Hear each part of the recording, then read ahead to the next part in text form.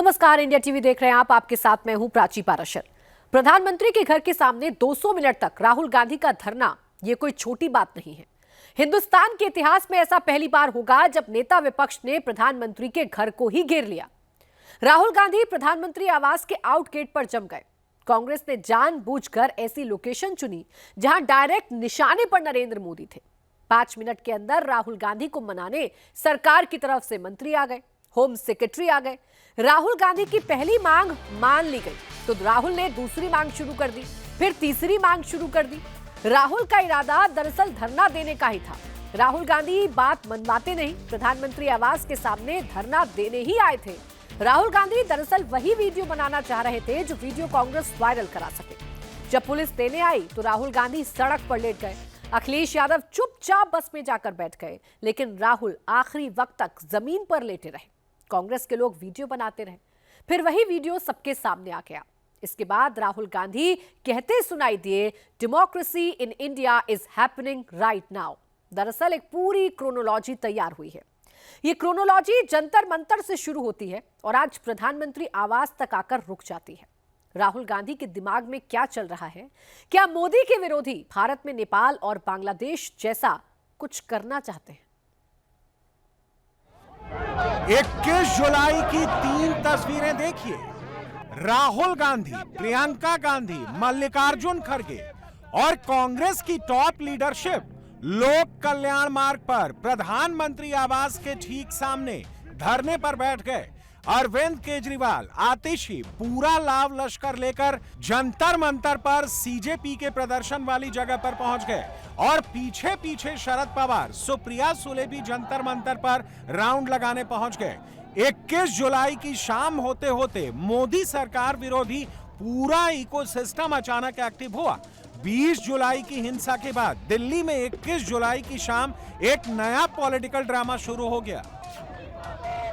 राहुल गांधी दौड़ते हुए प्रधानमंत्री मोदी के घर के ठीक सामने पहुंच गए। साथ में प्रियंका भी दौड़ी, खड़गे को भी साथ में लाया गया।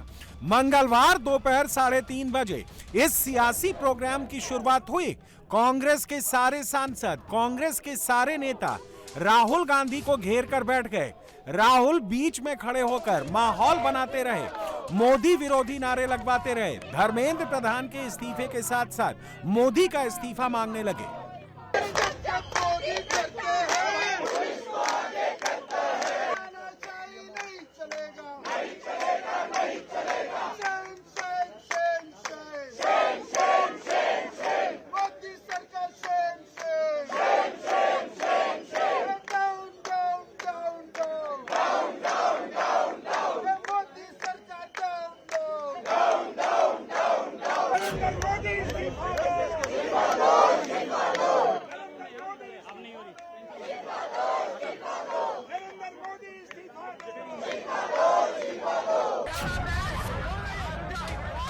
मंगलवार शाम को कांग्रेस के सांसदों ने बिल्कुल वही सीन रिक्रिएट करने की कोशिश की जैसी तस्वीरें 20 जुलाई को दिखाई दी थी।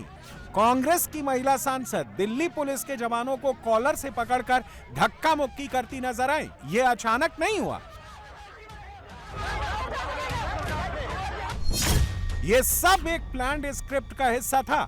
मंगलवार दोपहर 2:50 पर कांग्रेस के एक्स हैंडल पर यह पोस्ट हुआ। कांग्रेस ने धर्मेंद्र प्रधान, अमित शाह, मोदी की तस्वीर लगाई और कैप्शन दिया, इस्तीफा दो, अभी इस्तीफा दो। और कांग्रेस के उस पोस्ट के ठीक चंद मिनटों बाद राहुल गांधी और उनकी पार्टी के तमाम नेता लोक कल्याण मार्ग पर पीएम आवास के ठीक सामने जाकर धरने पर बैठ गए।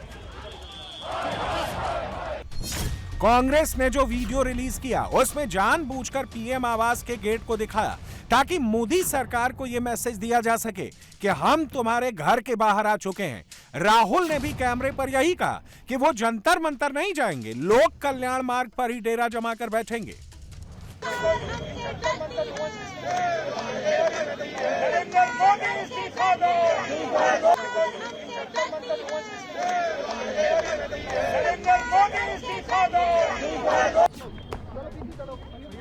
सीक्वेंस ऑफ इवेंट्स देखिए। केसरिया से मन जोगी हुआ रे, दिल झूमे देखो।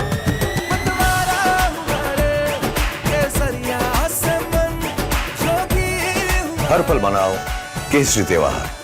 विमल, बोलो जुबान केसरी। कांग्रेस के नेताओं को बताया गया कि खरगे का जन्मदिन है, पुलिस को खबर नहीं लगी। खरगे के घर कांग्रेस के तमाम नेता जमा हुए और फिर अचानक बाहर निकले और 3 मिनट में प्रधानमंत्री आवास के बाहर पहुंच गए।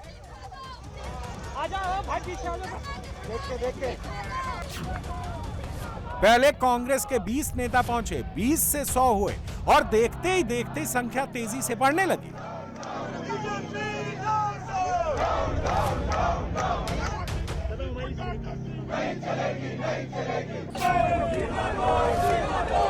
राहुल के साथ खुद उनकी अपनी सिक्योरिटी चलती है। प्रियंका और खरगे के साथ भी सुरक्षा कर्मी चलते हैं, तो दिल्ली पुलिस चाह कर भी कुछ नहीं कर सकती थी। राहुल को बार बार समझाया गया, मनाया गया। पहले पुलिस कर्मी ने समझाया, राहुल ने बात नहीं मानी। फिर पीएमओ में राज्य मंत्री डॉक्टर जितेंद्र सिंह भी राहुल को मनाने पहुंचे, सरकार का संदेश लेकर पहुंचे। राहुल फिर भी नहीं माने और अपनी जिद पर अड़े रहे।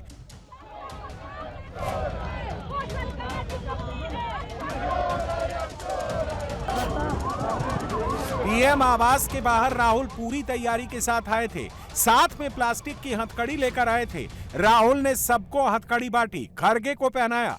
खरगे ने हथकड़ी वाले हाथ हवा में लहराए, कैमरे के सामने जबरदस्त माहौल बनाया। मकसद सिर्फ इतना था कि एक अच्छी फोटो कैमरे पर नजर आ जाए। जब बार बार मनाने पर भी कांग्रेस के नेता नहीं माने तो उन्हें वहां से हटाने के लिए पुलिस को बुलाया गया। कुछ नेताओं को हिरासत में भी लिया गया। दरअसल राहुल गांधी को लगा कि छात्रों वाला मुद्दा उनके हाथ से निकल रहा है। वो अब तक कोटा और देहरादून में छात्रों की गूंज सुन रहे थे और जंतर मंतर पर मोर्चा दीपके और वांगचुक ने संभाल लिया। राहुल ने अपने हाथ से मुद्दा निकलता देख स्ट्रेटजी बदल दी। वो जंतर मंतर पर नहीं गए, पीएम आवास पहुंच गए। पीएम आवास के बाहर बैठे बैठे राहुल ने पोस्ट कर दिया और प्रधानमंत्री आवास के सामने मोदी की सुरक्षा को खतरे में डालने वाले प्रोटेस्ट का कॉल दे दिया। सबको प्रधानमंत्री आवास पहुंचने को कहा। और राहुल की पोस्ट के बाद कांग्रेस के ऑफिशियल हैंडल से जो मैसेज सर्कुलेट होना शुरू हुआ, वो मैसेज था, चलो प्रधानमंत्री आवास। रात भर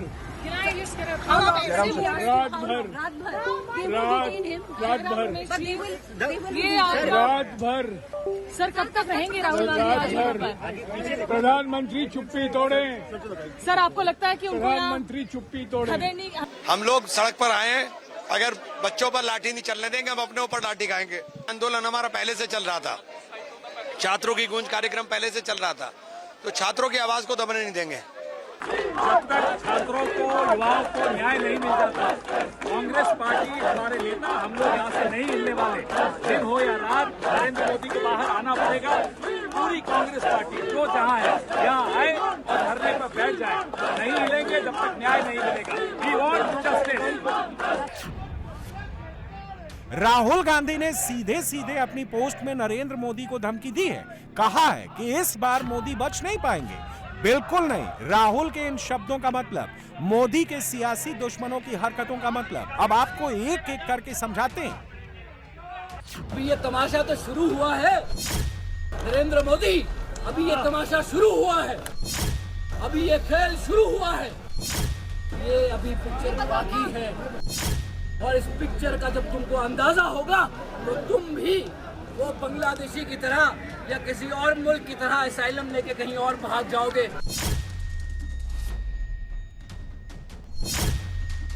छात्रों के नाम पर मोदी सरकार के खिलाफ कितने प्रयोग हो रहे हैं? हिंदुस्तान में बांग्लादेश और नेपाल जैसे हालात कौन पैदा करना चाहता है? कैसे करोगे लाठीचार्ज? हम करेंगे पलटवार। कैसे करोगे लाठीचार्ज? हम करेंगे पलटवार। कैसे करोगे लाठीचार्ज? हम करेंगे पलटवार। छात्र प्रदर्शन के नाम पर मोदी सरकार पर वार पलटवार और देश में सिविल वॉर जैसे हालात कौन पैदा करना चाहता है? दंगाइयों के स्क्रीनशॉट्स मिल गए हैं, व्हाट्सएप ग्रुप्स का नाम मिल गया है। दिल्ली में अफरा तफरी मचाने वाले गुंडों का सियासी कनेक्शन भी एक एक करके सामने आ रहा है। व्हाट्सएप ग्रुप पर कौन लिख रहा है, जान जाएगी, किसी की मौत हो जाएगी तो सरकार पर प्रेशर ज्यादा होगा। व्हाट्सएप ग्रुप पर कौन ये मैसेज सर्कुलेट कर रहा था कि पुलिस वालों के हथियार छीनो और उसी हथियार से पुलिस पर हमला करो। व्हाट्सएप ग्रुप पर कौन ये कह रहा था कि कल मरो या मारो। व्हाट्सएप ग्रुप पर यह मैसेज किसने फैलाया कि लाल सलाम, कल मोदी सरकार का लास्ट डे होगा। व्हाट्सएप ग्रुप में कौन लिख रहा था कि जो जान देने वाले हैं उनका एहसान रहेगा, आने वाली पीढ़ियां याद करेंगी, बच्चे याद करेंगे। व्हाट्सएप ग्रुप पर यह मैसेज किसने भिजवाया कि नेटवर्क ब्लॉक होने की स्थिति में ब्रायर या बिट चैट ऐप का इस्तेमाल करो, ब्लूटूथ से वीडियो भेजो। सब कुछ वेल प्लान्ड स्क्रिप्ट का हिस्सा था। प्रदर्शनकारियों की आड़ में छिपे गुंडे पेपर स्प्रे से हमला करने की तैयारी करके आए थे। सबूत आपके सामने है, सीधे पुलिस वालों की आंख में पेपर स्प्रे मारा गया।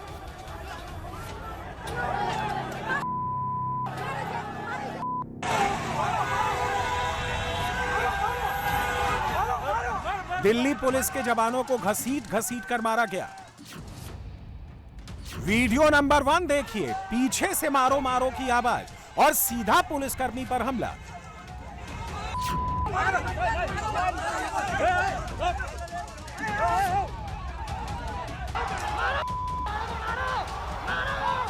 वीडियो नंबर 2 देखिए, खून की प्यासी भीड़ कैसे बीच सड़क पर खड़े पुलिसकर्मियों की मॉब लिंचिंग करने दौड़ी।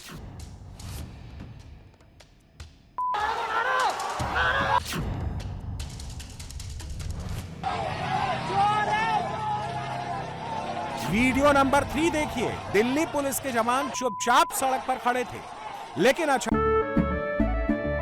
केसरिया से मन जोगी हुआ रे, दिल झूमे देखो मतवारा हुआ रे, केसरिया से मन जोगी हुआ। हर पल मनाओ केसरी त्योहार, विमल बोलो जुबान केसरी। अचानक भीड़ में छिपे गुंडों ने पीछे से हमला किया। एक पुलिस वाले को आगे से दबोचा, दूसरे पुलिस वाले को पीछे से दबोचा और बीच सड़क पर गिराकर मारना शुरू कर दिया।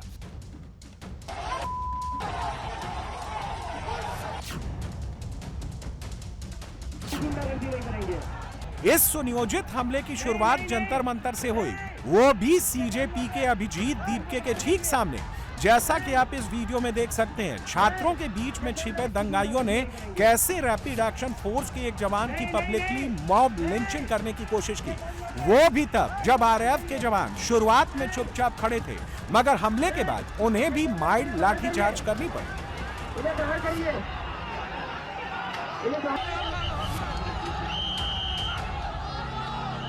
जंतर मंतर में शुरू हुए उग्र प्रदर्शनकारियों के इस तांडव को अलग अलग व्हाट्सएप ग्रुप्स के जरिए फैलाया गया, इंस्टाग्राम से वायरल कराया गया। पुलिस पर पथराव के वीडियो को एक मोबाइल से दूसरे मोबाइल तक फैलाया गया। छात्रों की भीड़ में छुपे दंगाई धर्मेंद्र प्रधान का इस्तीफा नहीं, मोदी सरकार गिराने के इरादे से दिल्ली को दंगों की आग में झोंकना चाहते हैं। पुलिस की गाड़ी पर पथराव करने वाले, पुलिस की गाड़ियों को तोड़ने वाले, पुलिस की गाड़ी में आगजनी करने वाले ये छात्र नहीं हो सकते। इस इकोसिस्टम को ट्यूशन देने वाले वही हैं जो शाहीन बाग पर दिखे थे, जो किसान आंदोलन में थे और जो 2024 के चुनाव में नरेंद्र मोदी से हारे, और अब यही गैंग भारत को नेपाल और बांग्लादेश बनाने की फिराक में है।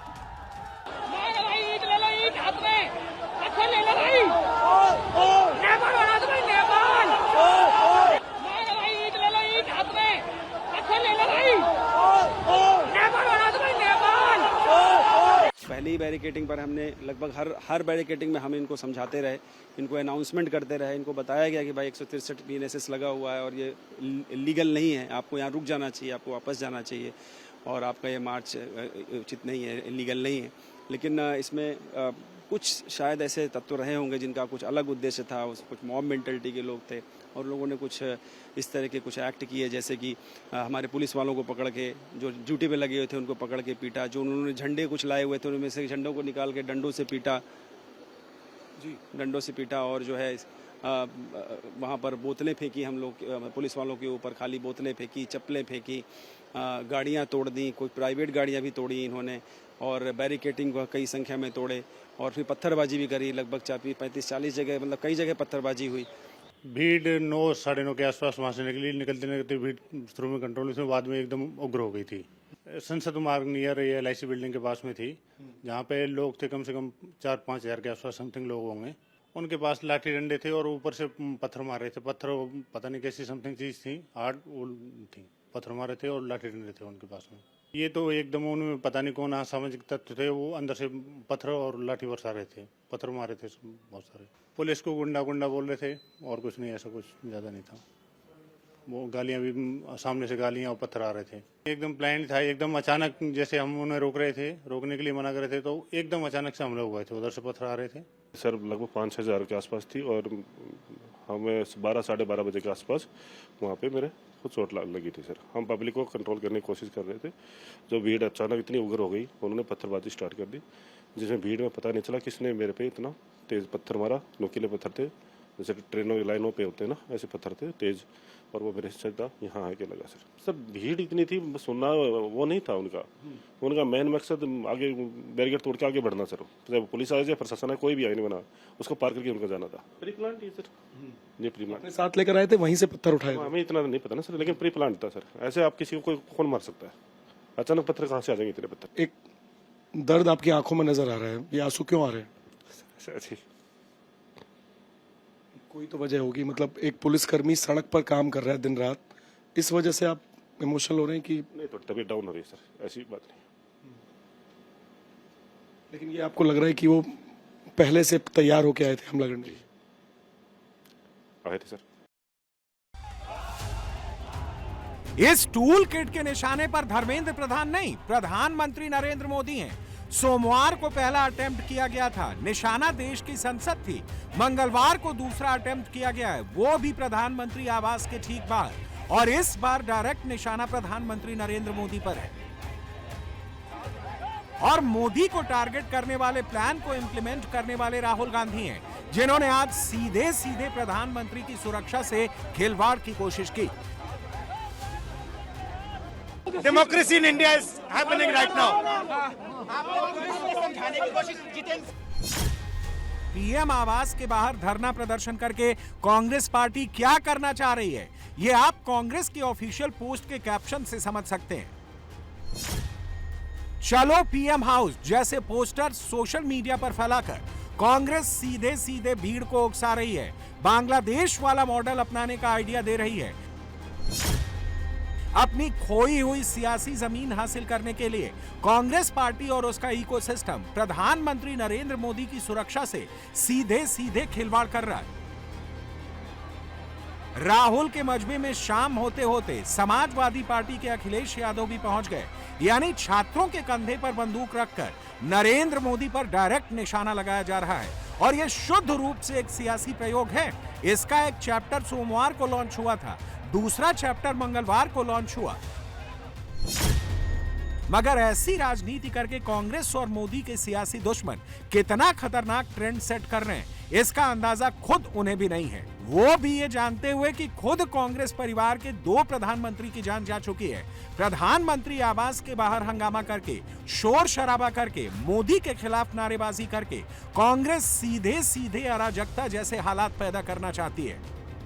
पहले जंतर मंतर पर एक स्पॉट बनाया गया, फिर संसद के दरवाजे तक आकर हमला किया गया, और जब वहां फेल हो गए तो ये इकोसिस्टम प्रधानमंत्री के घर तक आ गया।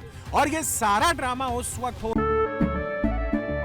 केसरिया से मन जोगी हुआ रे, दिल झूमे देखो मतवारा हुआ रे, केसरिया से मन जोगी हुआ। हर पल मनाओ केसरी त्योहार, विमल बोलो जुबान केसरी। जब सरकार की तरफ से 5 मिनट के अंदर मंत्री होम सेक्रेटरी को भेज दिया गया। राहुल गांधी की संसद में नीट, पेपर लीक और जंतर मंतर से शुरू हुए आंदोलन पर डिबेट करने को सरकार राजी हो गई। जितेंद्र सिंह ने सीनियर मंत्री से बात की, सरकार की सबसे टॉप लीडरशिप ने 2 मिनट में हाँ कह दिया। राहुल गांधी की मांग मान भी ली गई, लेकिन राहुल फिर भी अड़े रहे। इससे आप उनका इरादा समझ सकते हैं। राहुल की पहली मांग सरकार ने 2 मिनट में मान ली, तो राहुल ने एक और मांग कर दी। राहुल इसके बाद शिक्षा मंत्री का इस्तीफा मांगने लगे। यह शुद्ध पॉलिटिकल ब्लैकमेल नहीं तो क्या है। आज दोपहर बाद ये ज्ञात हुआ कि कांग्रेस पार्टी के राष्ट्रीय अध्यक्ष श्री मल्लिकार्जुन खड़गे जी और अन्य वरिष्ठ नेता जैसे श्री राहुल गांधी, श्रीमती प्रियंका गांधी, श्री वेणुगोपाल जी इत्यादि अकस्मात धरने पर जा बैठे और ये भी बताया गया कि वो स्थान धरने के लिए बहुत ज़्यादा अनुकूल नहीं है, उससे बहुत ज़्यादा असुविधा हो रही है जनसाधारण को। तो इन नेताओं की वरिष्ठता को देखते हुए सरकार की ओर से ये फैसला हुआ कि मैं स्वयं और मेरे संग केंद्रीय गृह सचिव मौके पर जाकर के इन वरिष्ठ नेताओं से मिले और हम ये सोच करके गए थे हम बड़ी विनम्रता से अपनी बात रखेंगे, तर्क रखेंगे कि सरकार से अगर चर्चा कर ली जाए बैठ करके तो ज़्यादा बेहतर है। बहरहाल वहाँ पहुँचने पर हमें श्री राहुल गांधी जी ने ये आग्रह किया कि यदि सरकार संसद में चर्चा के लिए तैयार हो जाती है नीट और उसके साथ संबंधित शिक्षा संबंधित विषयों को लेकर के, तो वो तुरंत अपना धरना समाप्त कर देंगे। मैंने ये बात उनसे एक मर्तबा नहीं 2-3 बार पूछी। उसके उपरांत मेरे हमरा केंद्रीय गृह सचिव थे, उन्होंने भी पूछा कि will you immediately and this धरना इफ यू गेट एश्योरेंस। बोले हाँ। फिर हमने थोड़ी सी मुशक्कत की, एक्सरसाइज की, सरकार के शीर्ष नेतृत्व से चर्चा हुई और हमें ये कहा गया कि आप सरकार की ओर से उनको आश्वासन दीजिए कि सरकार को कोई आपत्ति नहीं है, सरकार तैयार है संसद में चर्चा करने के लिए, नीट को लेकर के भी, उसके साथ संबंधित विषयों को लेकर के भी, जो आंदोलन है उसको लेकर के भी। हमने जब ये बात वहीं पर राहुल गांधी जी के आगे दोबारा रखी तो बोले कि साहब मुझे तो शिक्षा मंत्री का इस्तीफा भी चाहिए। तो हमने कहा साहब अभी कुछ ही क्षण पहले आपसे बार बार जब पूछा गया कि आपका क्या मुतालबा है तो आपने ये कहा था कि अगर मुझे ये आश्वासन दिया जाए कि संसद में कांग्रेस पार्टी को भारत सरकार चर्चा करने देगी या करने के लिए तैयार है तो मैं तुरंत ये धरना समाप्त कर दूंगा। लेकिन अब आप अपनी बात से हट रहे हैं। तो बोले साहब ये तो मेरी मर्जी है, मेरी मांगें बदल चुकी हैं। हमने कहा साहब this is not fair, you are changing the goal post. बोले दिस इज माई विश। तो फिर हमने उनको विनम्रता से समझाने का प्रयास किया कि आप जैसे वरिष्ठ नेता को, जो नेता प्रतिपक्ष भी हैं, एलओपी भी हैं, ये शोभा नहीं देता कि कुछ ही क्षणों में आप अपनी बात से मुकर जाए। जब सरकार ये कह रही है कि संसद में चर्चा के लिए तैयार है, ना केवल इस विषय को लेकर बल्कि इस विषय के साथ संबंधित अन्य सभी विषयों को विस्तृत चर्चा के लिए तैयार है, तो बोले साहब नहीं, हम तो यहीं बैठेंगे, आप हमें उठा लीजिए। बोले साहब मैं तो आपसे चर्चा करने आया था बड़ी विनम्रता से, आपको उठाने का तो हमारा इरादा नहीं था, मैं तो सिर्फ आपसे ये अनुरोध करने आया था। लेकिन ऐसा लग रहा है कि आप शायद आप उस मूड में ही नहीं हैं कि आप कुछ वाया मीडिया या रास्ता निकाला जा सके। तो बोले आप जो मर्जी इसका निष्कर्ष निकालिए, मैं तो वही करूँगा जो मेरी मर्जी है। फिर गृह सचिव जी ने भी एक बात रखी कि साहब अगर आपको बैठना ही है धरने पर तो कम से कम इस जगह ना बैठिए, ये इससे बहुत असुविधा हो रही है जनसाधारण को। तो बोले ये भी मेरी मर्जी है।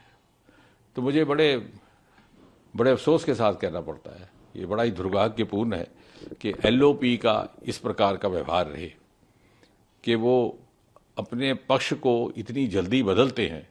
और इसका अर्थ ये हुआ कि वो कन्फ्लिक्ट के मूड में है, वो चाहते ही नहीं कि सरकार के साथ सहयोग करके जनहित के विषयों पर चर्चा की जाए या जनहित के विषयों को आगे बढ़ाया जाए।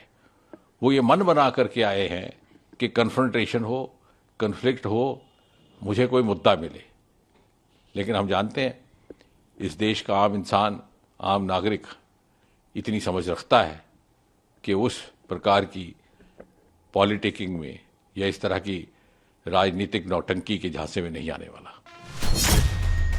बीजेपी राहुल की हरकतों को ड्रामा कह रही है, पब्लिसिटी स्टंट कह रही है, और लगता भी ऐसा है क्योंकि उधर राहुल को डिटेन किया गया, इधर कांग्रेस ने राहुल के ऐसे पोस्टर्स बनाकर उनको हीरो बनाना शुरू कर दिया।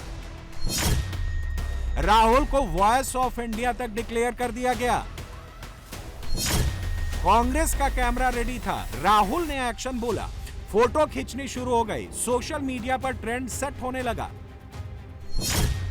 पहले एक तस्वीर आई, फिर दूसरी, फिर तीसरी, फोटो वायरल कराने वाला सिलसिला शुरू हो गया। राहुल हो या अखिलेश, दोनों ने छात्रों के मुद्दों को सियासी हथियार बनाया, लेकिन निशाना मोदी पर लगाया। इस सियासी स्टंट से पॉलिटिकल माइलेज लेने की कोशिश की। 20 जुलाई को संसद भवन को घेरने का प्लान भी इसी इरादे से बनाया गया था। उसमें भी समाजवादी पार्टी और मोदी विरोधी दूसरी पार्टियों के चेहरे पर्दे के पीछे से ऑपरेट कर रहे थे। और आज भी वही हुआ, लेकिन राहुल गांधी ने धरने के लिए जिस जगह को चुना वो प्रधानमंत्री आवास का आउट गेट था। प्रधानमंत्री इसी रास्ते से निकलते हैं, तो क्या प्रधानमंत्री के घर को घेरने का मकसद सिर्फ धरना नहीं, कुछ और हो सकता है? क्या मोदी के विरोधियों के दिमाग में नेपाल और बांग्लादेश चल रहा है? लग तो ऐसा ही रहा है।